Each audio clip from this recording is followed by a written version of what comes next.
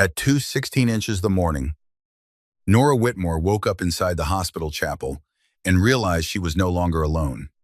For 3 seconds, she forgot how to breathe. The small chapel of St. Aurelia Medical Center sat at the end of the east wing, half hidden behind an old wooden door most patients never noticed. Rain crawled down the stained glass windows. Candlelight trembled near the altar. The entire room smelled faintly of wax, old wood, and the kind of silence people only entered when they were too tired to keep pretending they were okay. Nora had come there after an 18-hour shift.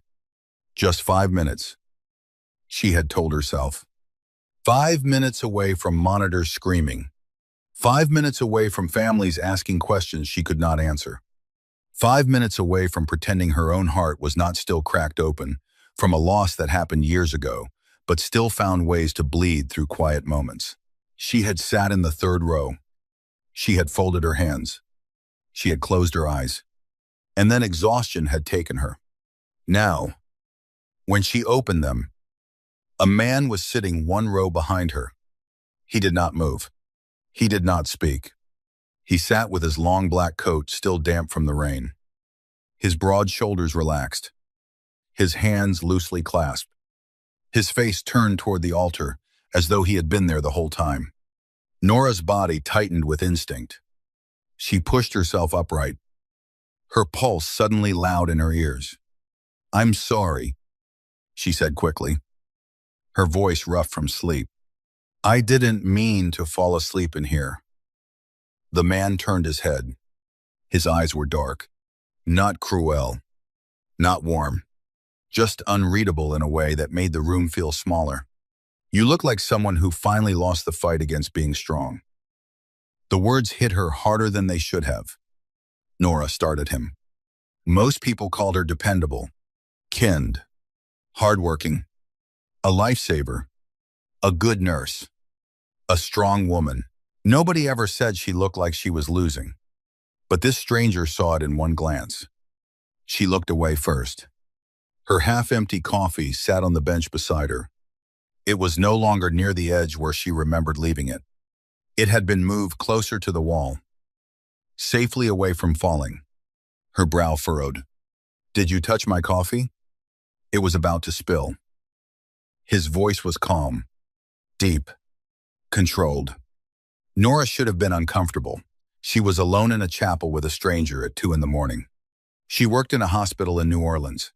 She had seen enough terrible things to know danger did not always announce itself loudly. But something about him did not feel reckless. He felt dangerous in a quieter way. The kind of man who did not need to raise his voice because the world already listened. "Do you work here?" she asked. "No." That makes this conversation less comforting. For the first time, the corner of his mouth moved, almost a smile, before she could ask anything else. Her pager vibrated against her hip. Nora looked down and sighed. "Respiratory emergency. 4th floor." Of course. The hospital never let anyone stay human for long. She grabbed her bag and stood. Her back ached. Her feet burned. Her heart still beat too fast from waking up under a stranger's gaze. "I have to go." The man watched her, quiet and still. "Get some rest when you can." Nora gave a tired laugh. "People keep saying that, like, sleep is something I can schedule." She started toward the door. "Good night," she said, mostly out of habit. Behind her, his voice followed softly. "Good night, Nora." She froze. Her name in his mouth sounded too intimate, too careful. Then she remembered her badge hanging from her pocket. Nora Whitmore, RN. Of course, he had seen it while she slept. Still, as she stepped back into the bright hospital corridor, the sound of her name and his voice stayed with her longer than it should have. She did not know yet that the man sitting in the chapel was Dante Belandi. She did not know businessmen lowered their eyes when he entered a room. She did not know police captains answered his calls after midnight. She did not know politicians smiled at him in public and feared him in private. She did not know he was the head of the Bellondi family, one of the most powerful mafia organizations in the South. And she certainly did not know that for 6 months. Dante Bellondi had been searching for a dead woman, a woman named Isla Whitmore, Nora's sister. 2 nights later, Nora told herself she was not going back to the chapel because of him. That was the first lie. The second lie was pretending she did not look at every dark coat in the hospital hallway. The third lie was pretending she had not slept better after hearing a stranger tell her she looked tired of being strong. It was nearly midnight when she pushed open the chapel door again. The room was empty. Nora exhaled, annoyed at herself for feeling disappointed. Then she saw it. A paper cup sat on the same bench where she had fallen asleep. Steam still rose from the lid. Nora stopped in the aisle. No one was there. The candles burned low. Rain tapped softly against the stained glass. Somewhere far behind the walls, a code alarm sounded and faded. She walked closer. Written across the cup in black marker were 2 words. For Nora. Her throat tightened. She should not have picked it up. A smart woman would have thrown it away. A tired woman wrapped both hands around it because it was warm. Because someone had remembered her name. Because kindness felt dangerous when a person had gone too long without it. Nora sat down. Across the street, beneath a row of rain-darkened oak trees, a black sedan waited with its lights off. Dante Bellondi watched the chapel window from the back seat. His driver said nothing. His bodyguard in the front seat said nothing. Nobody around Dante spoke unless necessary. That was one of the first rules men learned in his world. But Dante was not thinking about rules. He was watching the silhouette of a nurse sit beneath stained glass with a coffee cup between her hands. He had not meant to leave it. That was another lie. He had seen her 3 nights earlier and recognized something in her that made him uncomfortable. Not because she looked weak. Weakness had never interested him. Weakness bored him. No. Nora Whitmore looked like someone who had been breaking quietly for years and still showed up to save everyone else. That kind of strength did not bore him. It disturbed him. Because it reminded him of grief, and grief was the only enemy Dante Bellondi had never learned how to kill. Drive, he said. The sedan pulled away from the curb. Inside the chapel, Nora lifted the cup to her lips and smiled for the first time in days. Dante never saw it, but somehow, he felt it. By Friday morning, Nora had convinced herself the coffee meant nothing. Hospitals were full of strange kindness. Volunteers left snacks. Families sent flowers. Security guards slipped nurses extra sandwiches when nobody was looking. Someone had probably noticed her sleeping and felt sorry for her. That explanation was safe, simple, normal. But the handwriting had not said, for the tired nurse.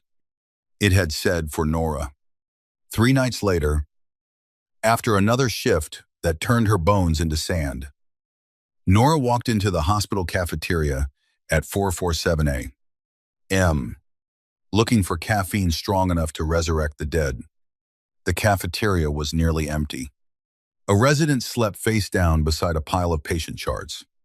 A janitor moved slowly near the vending machines. Fluorescent lights hummed overhead with a cruelty only hospitals seemed to possess.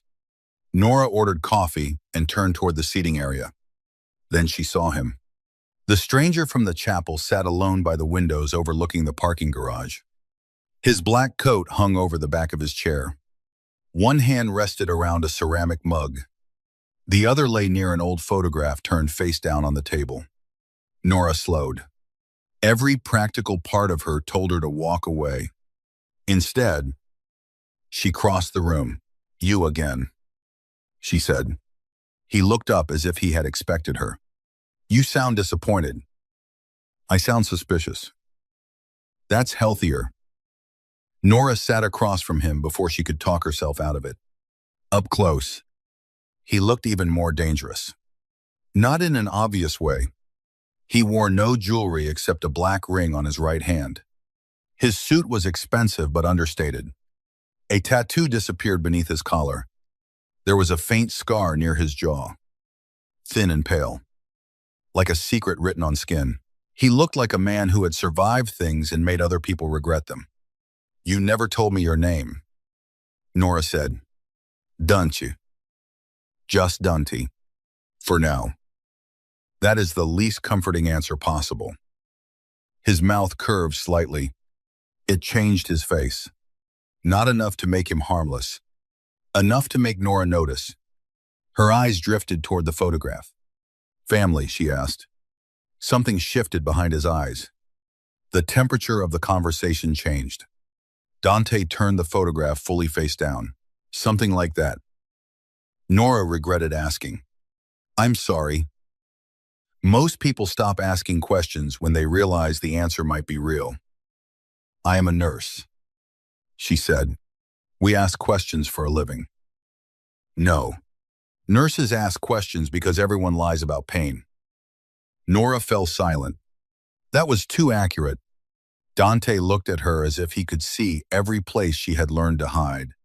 "What about you?" she asked quietly. "Do you lie about pain?" His gaze held hers. "Professionally." She should not have smiled. She did anyway. An announcement crackled over the cafeteria speakers. "Patient transport. Room 604. Another reminder that the hospital had no respect for fragile moments. Nora glanced at the clock. Almost 5. Dawn had begun to pale behind the rain.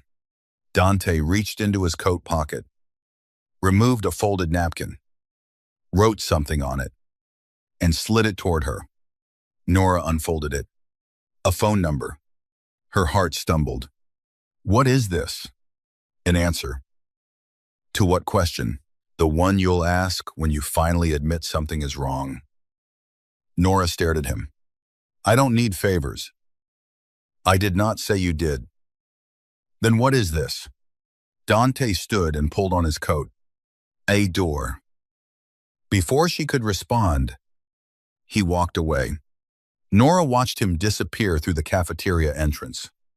Only when he was gone did she notice the photograph had been left behind. It sat near his empty mug.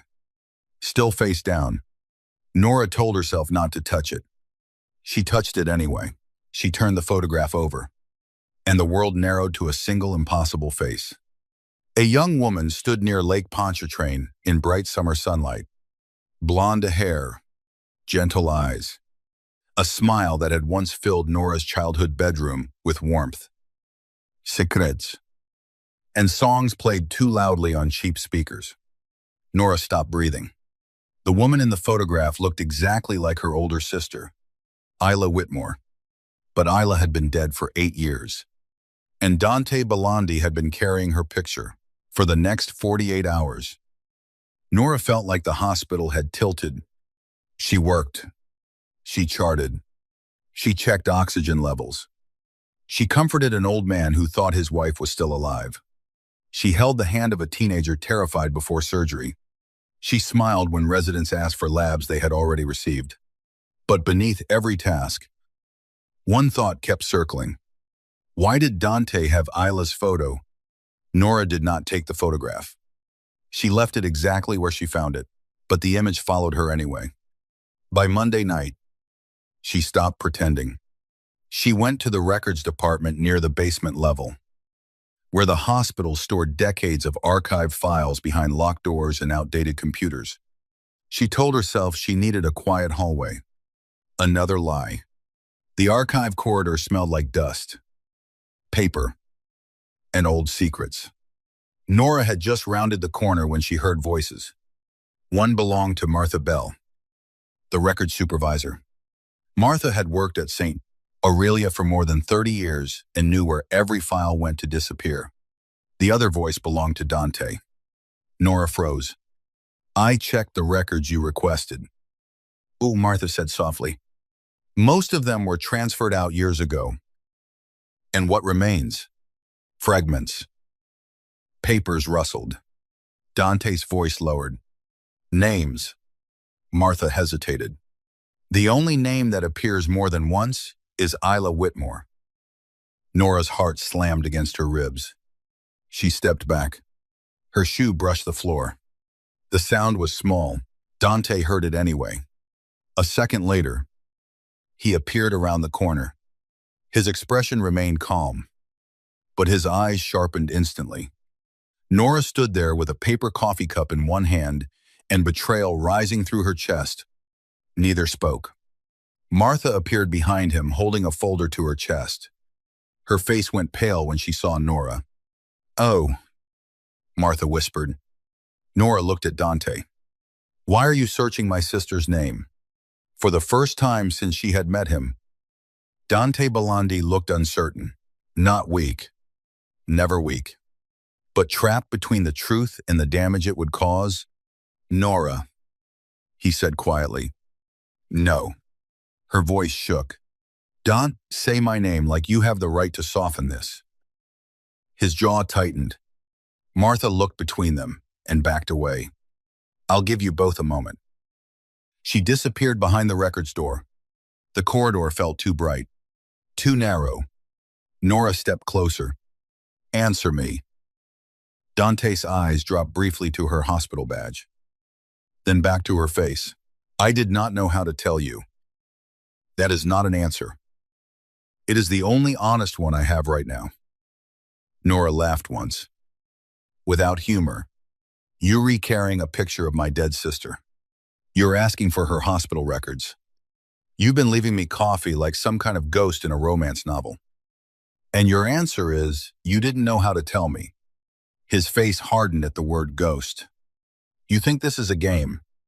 I think I woke up in a chapel and found a stranger staring at me.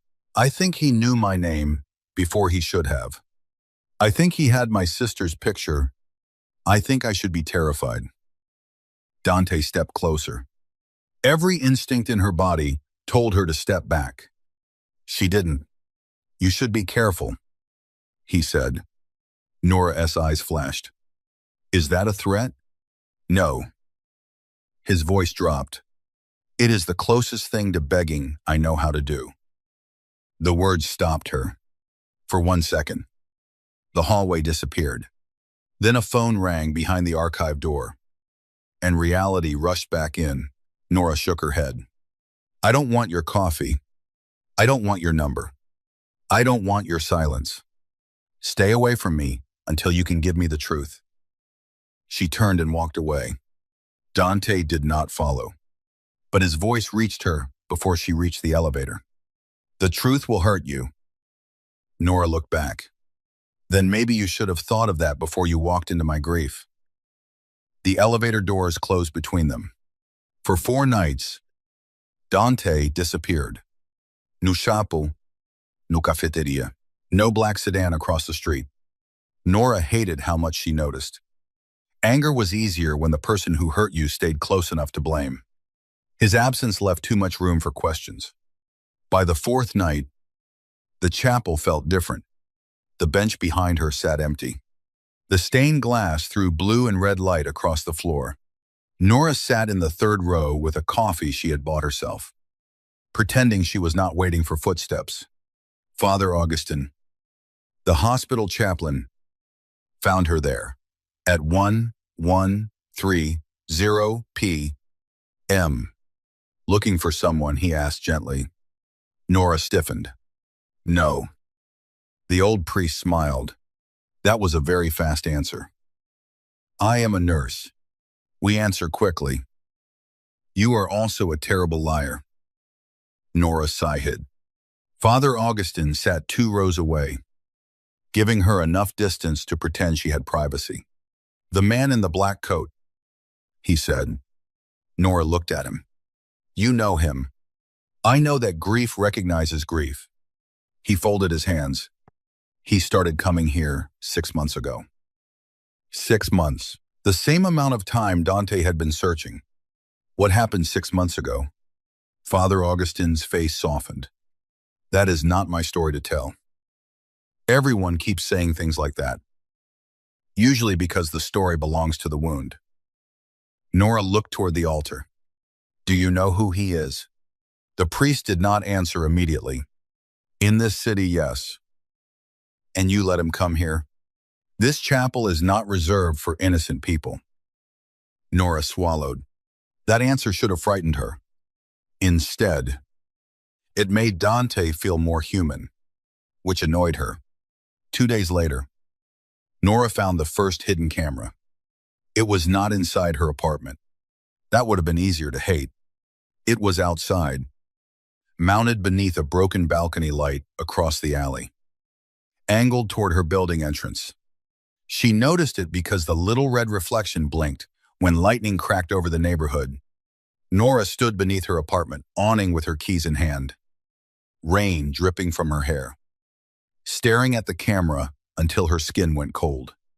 Her first thought was Dante. Her second thought was that she had his number. Her third thought was that calling him would prove he had been right. Something was wrong. She called anyway. He answered on the first ring. Nora. His voice was calm. Too calm. There's a camera outside my apartment. Silence. Then Dante said, Go inside. Lock the door. Stay away from windows. Her pulse jumped. You knew? No. But you're not surprised. I am rarely surprised. That is not comforting. Do it now. The authority in his voice irritated her enough to steady her hands. I don't take orders from you. Tonight you do. The line went dead. Nora stared at her phone. Unbelievable. She whispered. Then she went inside, locked the door, and stayed away from the windows. 10 minutes later, black SUVs filled her narrow street. Not one, 3. Their headlights cut through rain like blades. Nora watched from behind her curtain as men in black coats stepped out. Silent, armed, controlled. Then Dante appeared. No umbrella, no hesitation.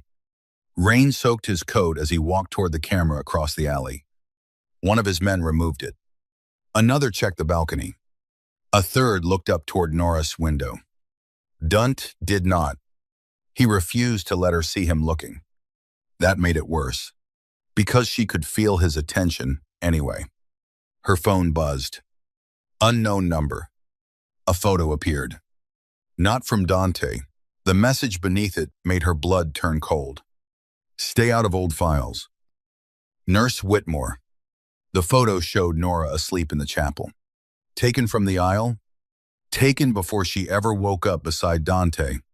Her phone slipped from her hand onto the floor. A knock sounded at her apartment door less than a minute later. Nora did not move. Nora, Dante said from the other side. Open the door.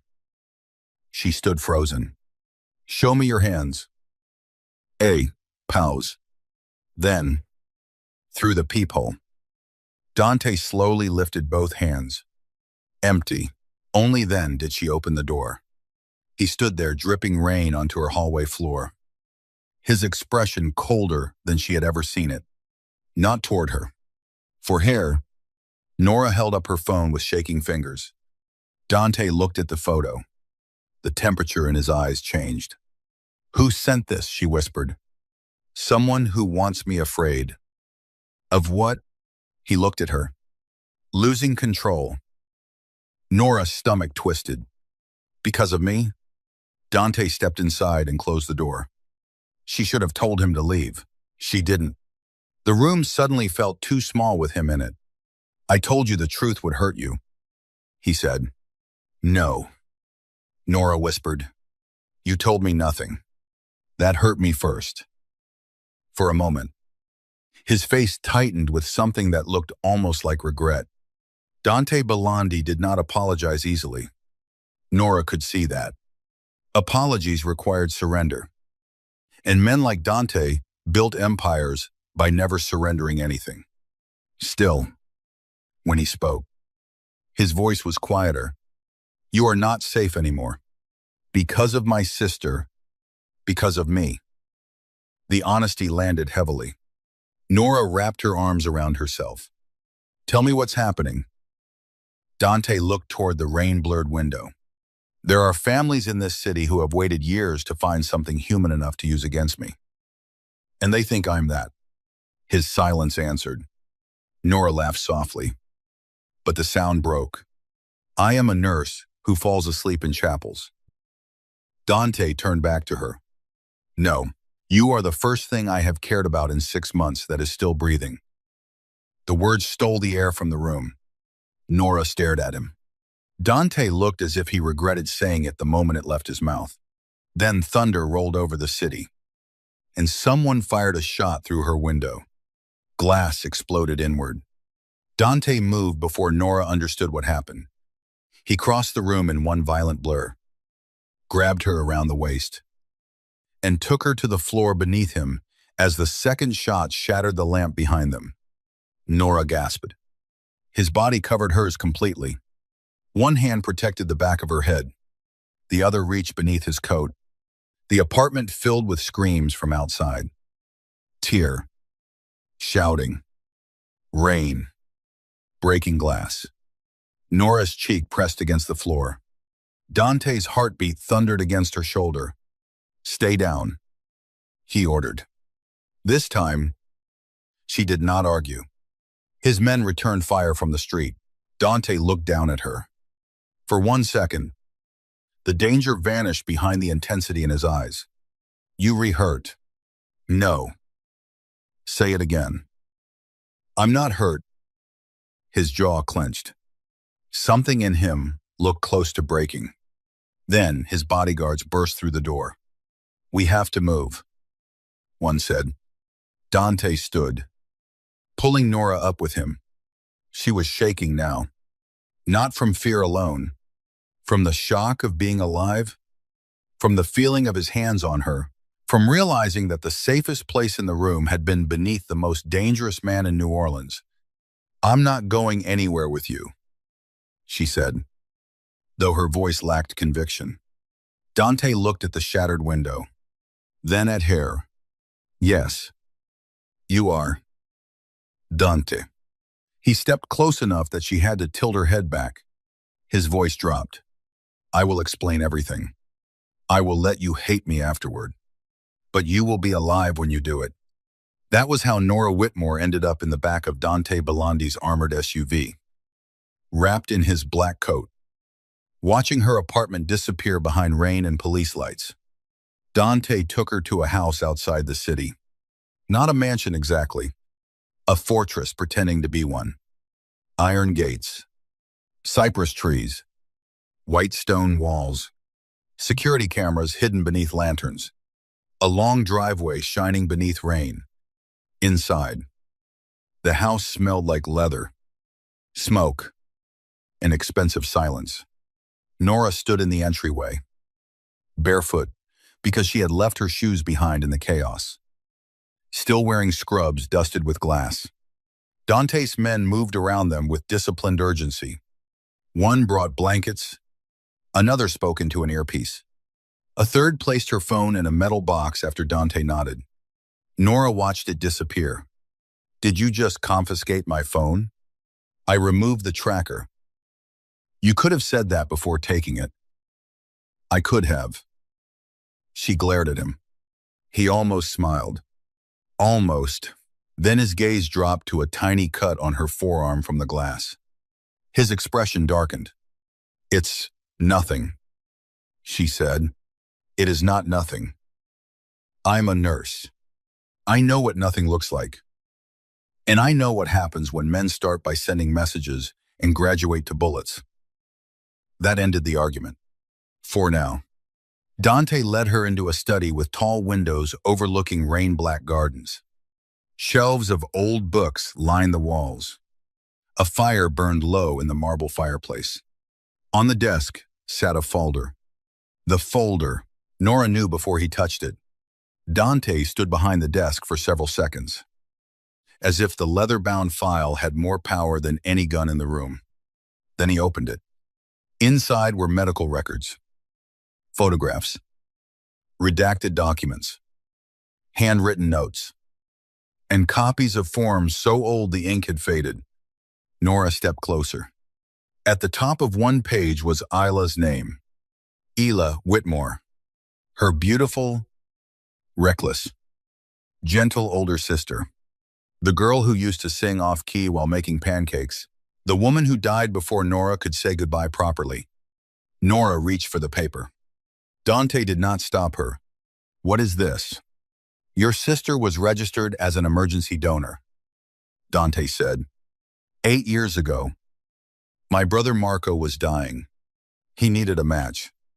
We were told one had been found, but the identity was sealed." Nora's hands trembled. "Isla never told me. Maybe she did not plan to tell anyone." Nora scanned the page. "Donor authorization approved." The words blurred. "My sister saved your brother." Dante nodded once. "Marco lived 8 more years because of her." Nora lowered herself into the chair. The room tilted. For years, Ila's death had been a closed door. Painful. Final. Nora had memorized every known fact because facts were easier than grief. But this was not in the facts. This was a hidden piece of her sister still alive, inside someone else's story. "Why were you searching now?" Nora asked. Dante's face changed. "Marco died 6 months ago." The answer softened her anger for one dangerous second. Dante looked away. "After he died, I found his journals. He wrote about the donor every year. He called her his invisible angel." Nora pressed a hand to her mouth. Isla would have hated that. Dante's eyes returned to her. Why? She hated being dramatic. She saved a stranger's life. She would have said anyone decent would do the same. A faint, broken smile crossed Dante's face. Marco would have liked her. Nora looked down at the papers again, tears slipping free before she could stop them. Dante did not comfort her. That was what made it comforting. He did not say it was okay. He did not tell her everything happened for a reason. He did not insult her grief with easy words. He simply stood with her in the wreckage. Then Nora saw another document near the bottom of the file. A photograph. Isla at St. Aurelia Medical Center, wearing a volunteer badge.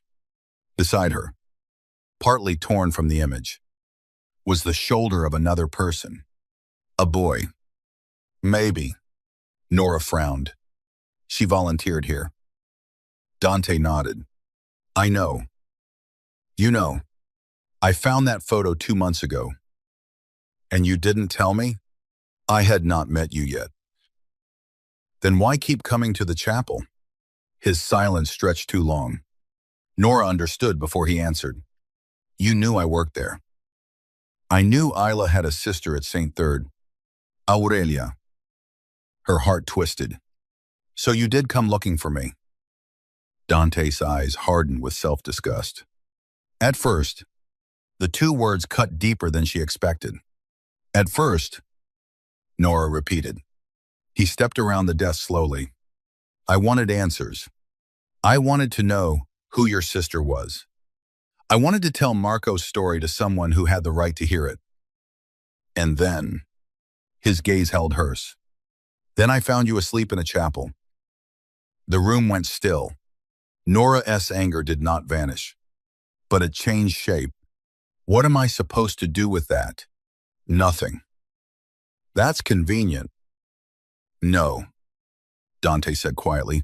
It is the first honest thing I have given you without asking for something in return. Before she could respond, one of his men entered. Boss. Dante turned. What? We found the shooter's car abandoned near Tremay. Sorrento's mark was inside. The name meant nothing to Nora. It meant something to Dante. His entire body went cold. Victor, he said. The bodyguard nodded. Nora stood. Who is Victor? Dante looked at her. The man who now knows you matter. Victor Sorrento did not look like a monster. That was the problem. The next morning, Nora saw his face on the television in Dante's study.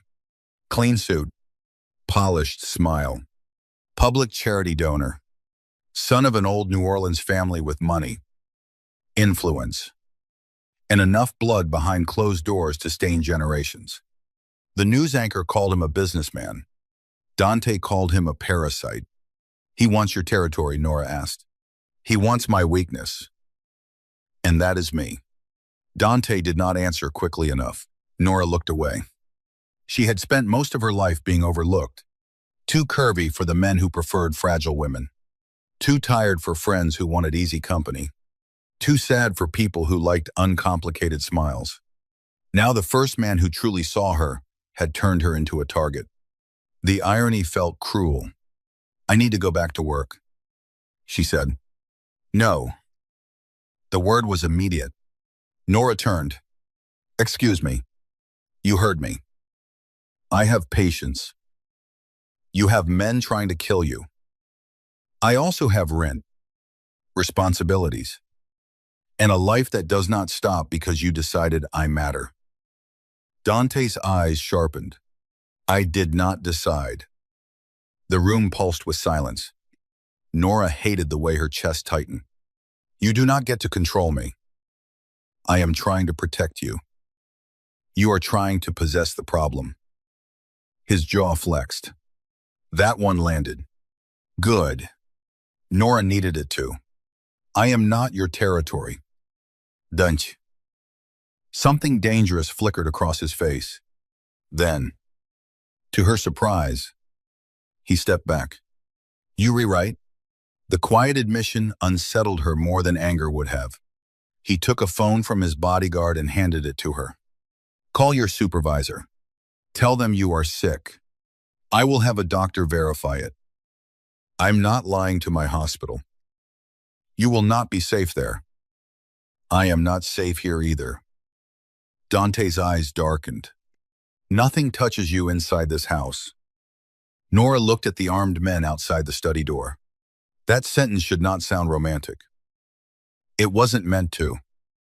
But it did, and that was the problem. For 3 days, Nora stayed in Dante's mansion while the city outside whispered. Street. Aurelia's security footage was leaked online.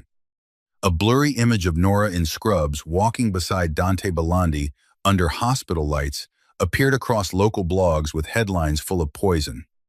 Mafia boss, mystery nurse. Hospital angel, or Belandi mistress. Nora stared at the headlines in disbelief. My God. Dante stood behind her. Silent. They were trying to shame you, he said. They were succeeding. No. No, she turned on him. You have no idea what this does to women like me. Men like you get called powerful.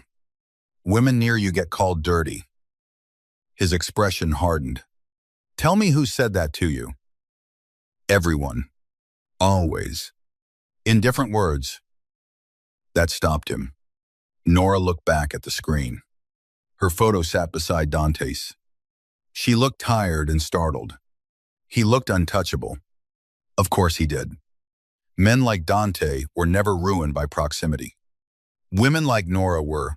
I spent years becoming more than what people assumed when they looked at me, she said quietly.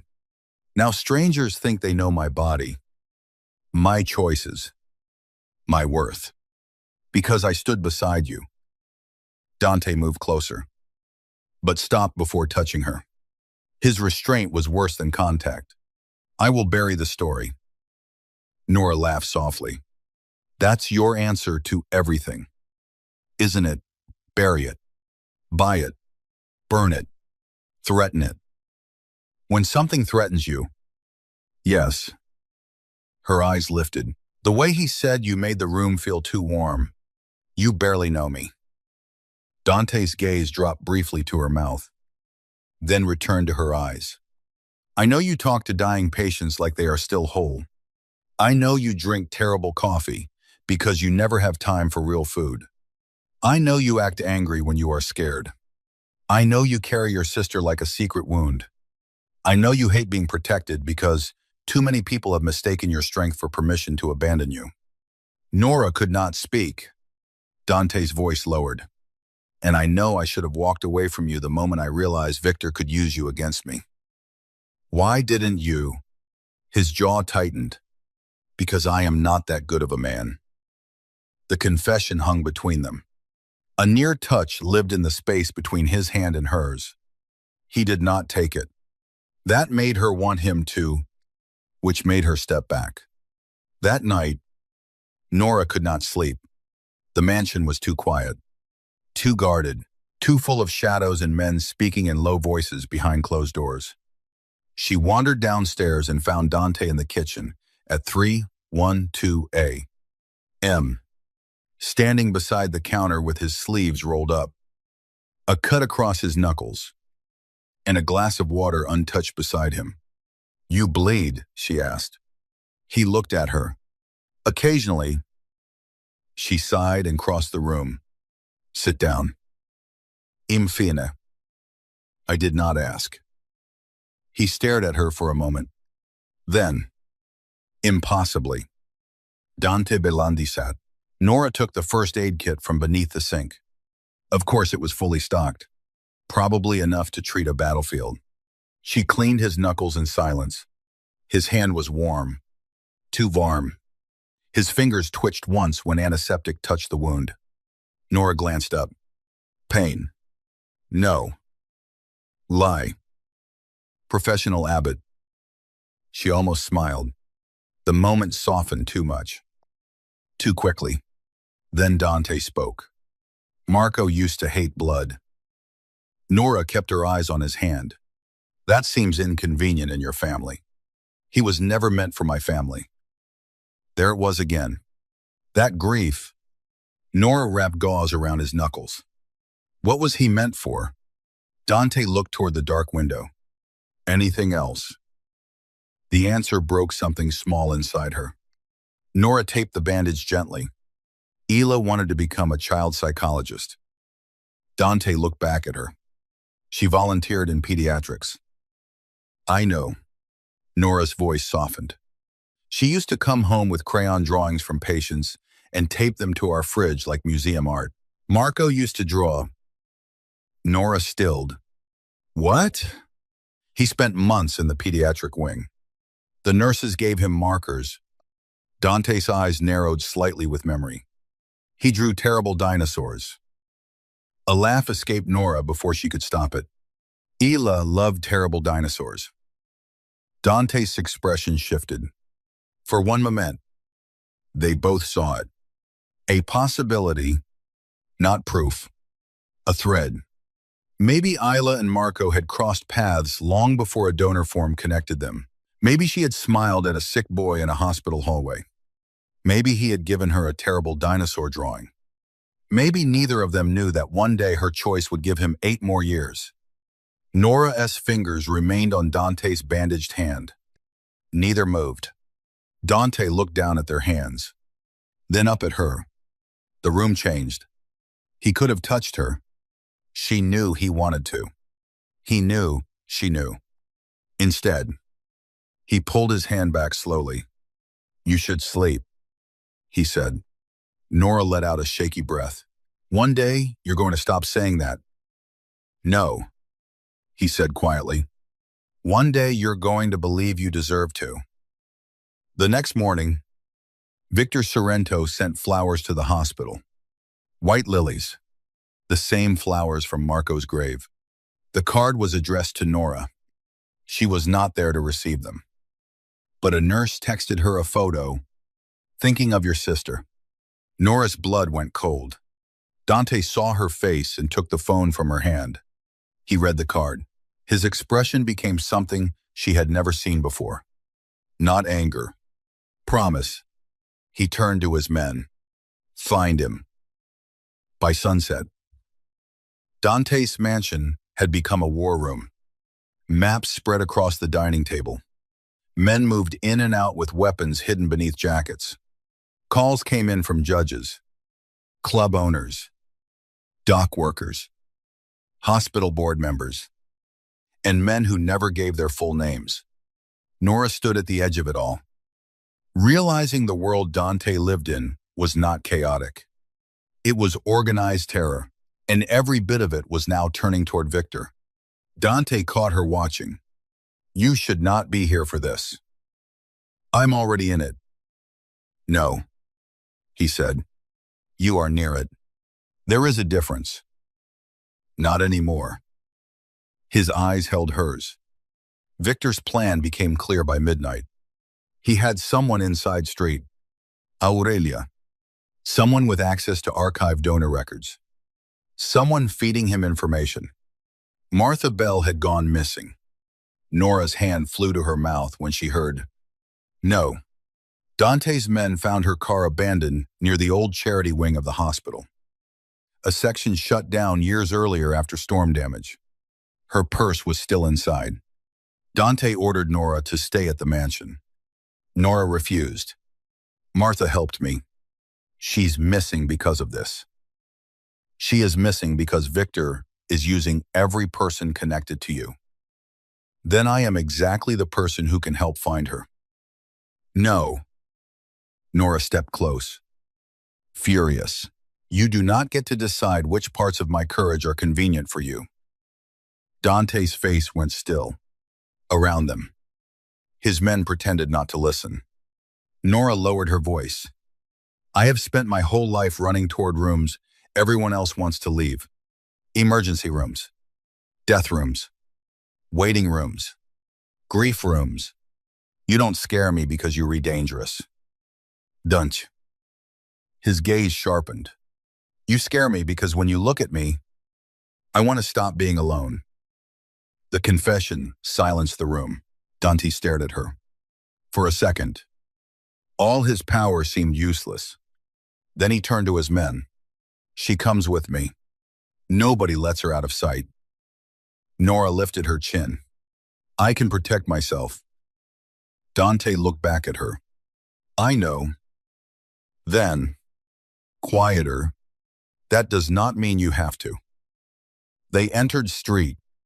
Aurelia through an underground service corridor at 109A. M. The hospital above them continued as if nothing had changed. Patients slept. Nurses charted. Families cried quietly beside vending machines. But below the old charity wing, darkness waited. Nora walked beside Dante, wearing a borrowed black coat over her scrubs. His men moved ahead with flashlights. The abandoned corridor smelled of mildew and old plaster. Every step echoed. Nora's heart pounded. But she refused to let Dante see her fear. He saw it anyway. Stay behind me, he murmured. Stop ordering me around. Stop making it difficult to keep you alive. Before she could answer, a sound came from the old records room, a muffled cry. Martha. Nora moved first. Dante grabbed her wrist. Not hard. Just enough to stop her. Their eyes met in the dark. Let me go, she whispered. If this is a trap, it is. A voice echoed from the room ahead. Smooth. Amused. And still. Here you are. Victor Sorrento stepped into the beam of flashlight. He wore a gray suit and a pleasant smile. Two armed men stood behind him. Martha sat tied to a chair near a cabinet of old files. Frightened but alive. Nora's stomach turned. Victor looked at her with false warmth. Nurse Whitmore, you have caused a surprising amount of trouble for a woman who sleeps in churches. Dante moved slightly in front of Nora. Victor noticed and smiled wider. There it is. The famous Belandi weakness. Dante's voice was deadly calm. You have 10 seconds to release her. Which her Victor asked.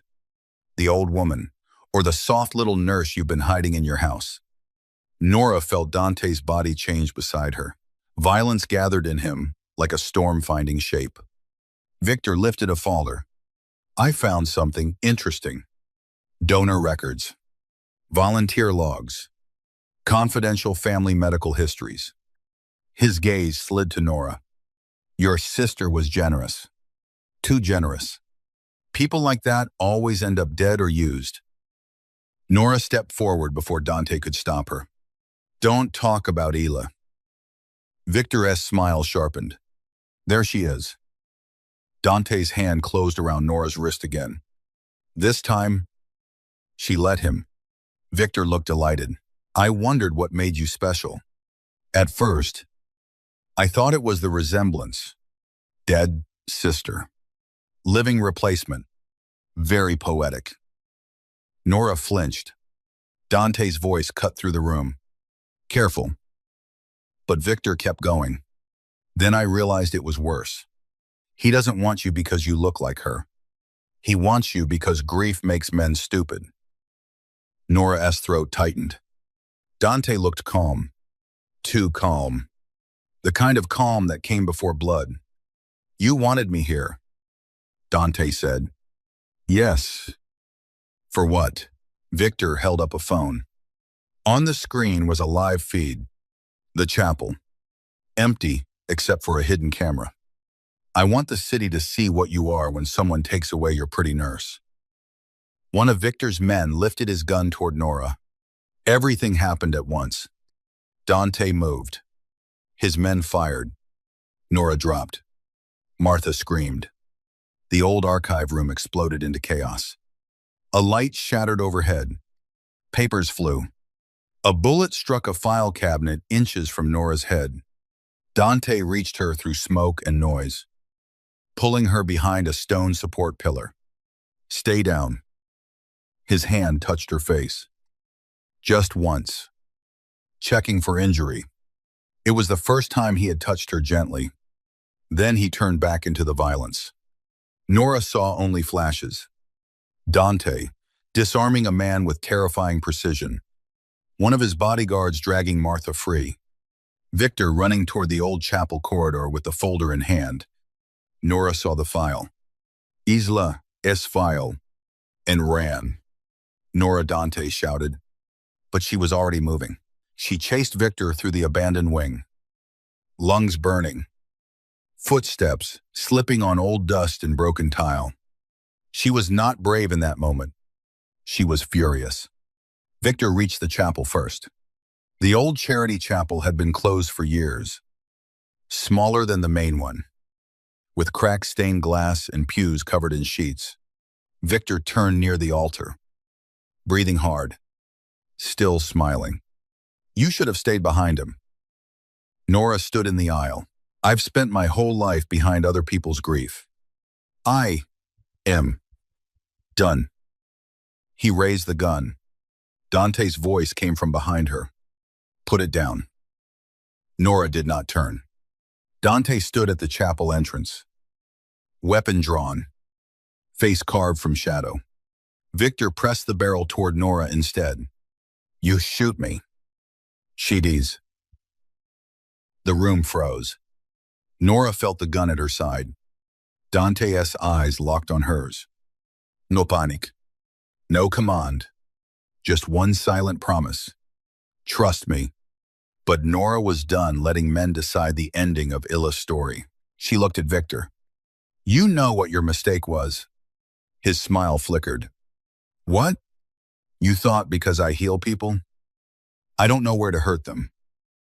She drove her elbow hard into his injured ribs, twisted the way she had been taught in hospital defense training, and dropped to the floor. Dante fired. The shot struck Victor's shoulder, spinning him backward into the altar steps. His gun clattered away. Dante crossed the chapel in seconds. His men flooded the room, but Dante did not go to Victor. He went to Nora. He dropped to one knee beside her, hands hovering, afraid to touch too much. Nora. I'm okay. Say it again. I'm okay. His control cracked. Just slightly. Enough for her to see the terror beneath it. You ran from me, he said. I ran toward my sister's file. You ran toward a gun. I had a plan. A terribly one. It worked. His laugh was breathless and furious. Then his hands cupped her face. Not forceful, not possessive, desperate, for 1 second. Dante Belandi looked like a man kneeling in the ruins of a chapel before the only prayer he had left. Nora's breath caught around them. Men shouted. Victor cursed. Martha sobbed. Rain struck the cracked, stained glass. But Dante only looked at Nora. I cannot lose you, he said. The confession was barely more than a whisper. It changed everything. Nora's eyes filled. You don't have me. His thumb brushed a tear from her cheek. No, he said, but I am already yours. The scandal broke open the next morning.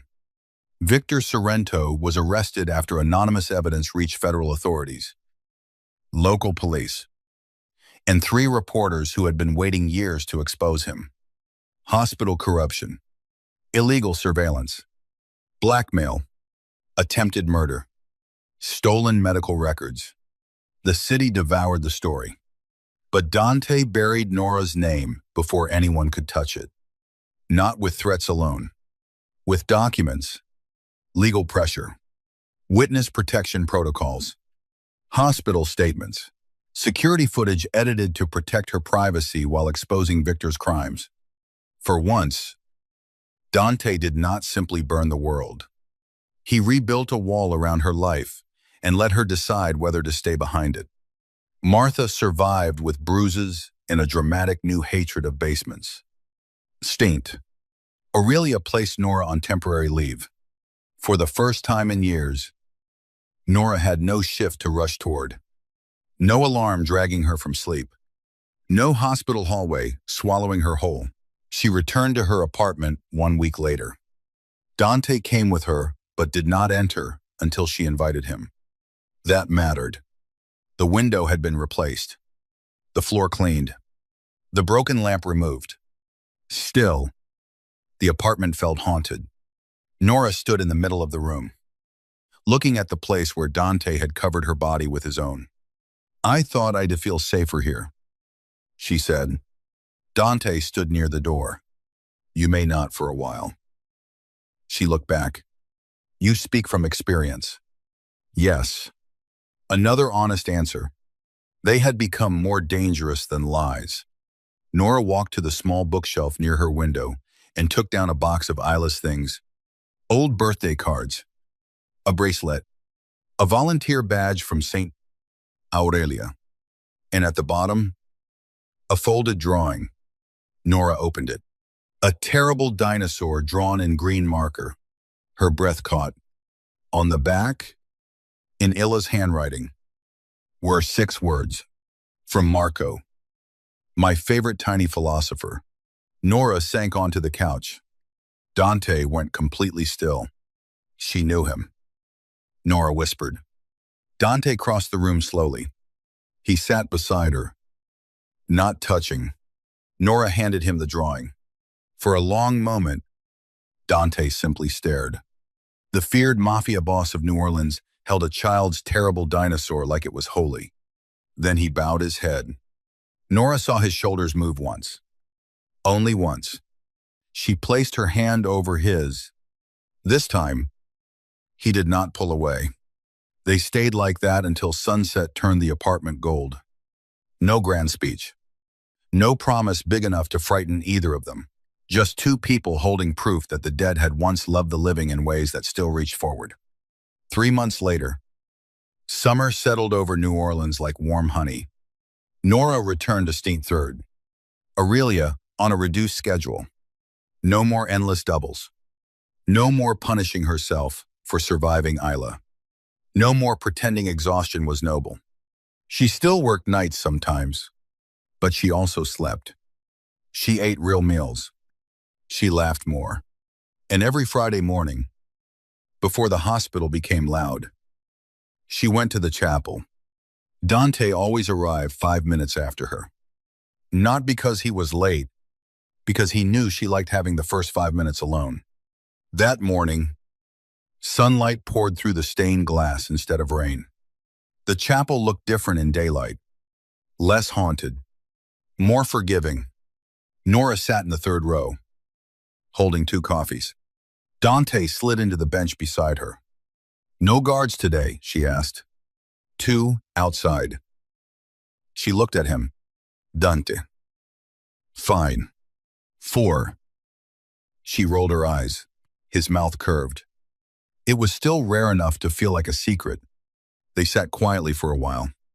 The silence between them had changed. At first, silence had been a wall, then a mystery, then a wound. Now it felt like a room they had built together. Nora looked toward the altar. Do you think Isla and Marco would have liked each other? Dante's smile softened. Marco would have talked too much.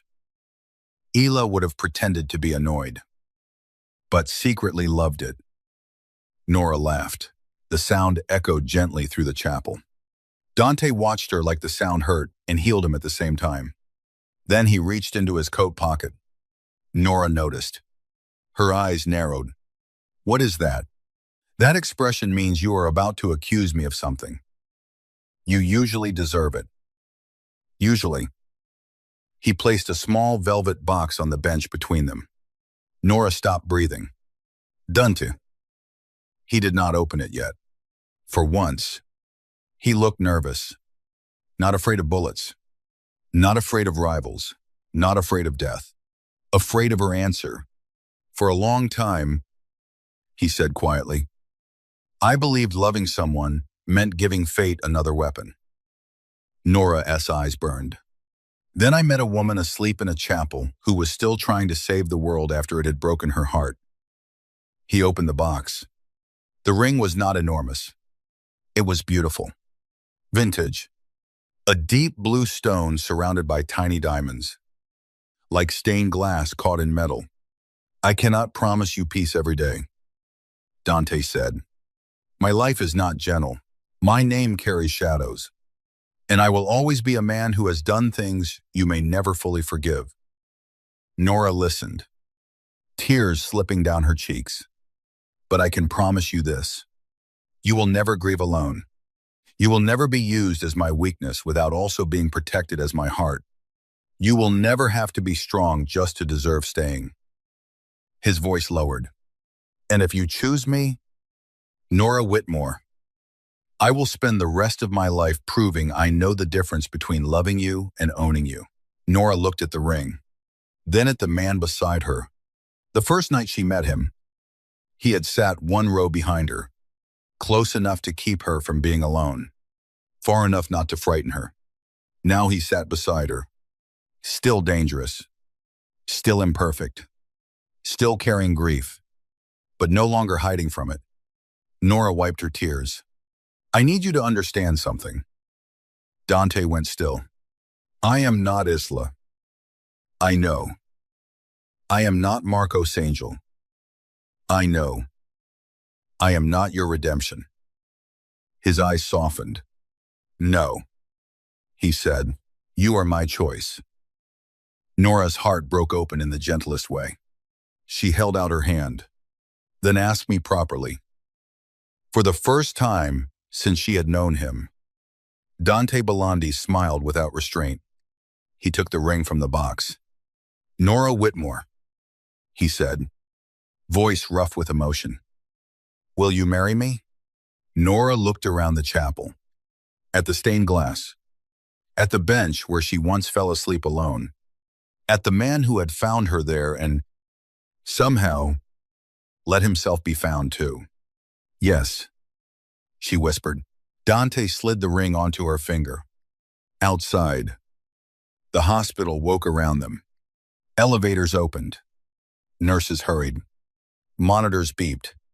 Families prayed. Life continued in all its fragile, brutal beauty. Inside the chapel, Nora rested her head against Dante's shoulder. His hand closed gently around hers. Months earlier, she had fallen asleep beneath stained glass because she had nobody left to hold her exhaustion. Now she sat in the same place with a man the whole city feared. A man who had once come there because grief had made him forget how to pray. A man who now bowed his head beside her, not because he had become innocent, but because love had finally made him human again. Nora closed her eyes. For the first time in years, silence did not feel empty. It felt like home.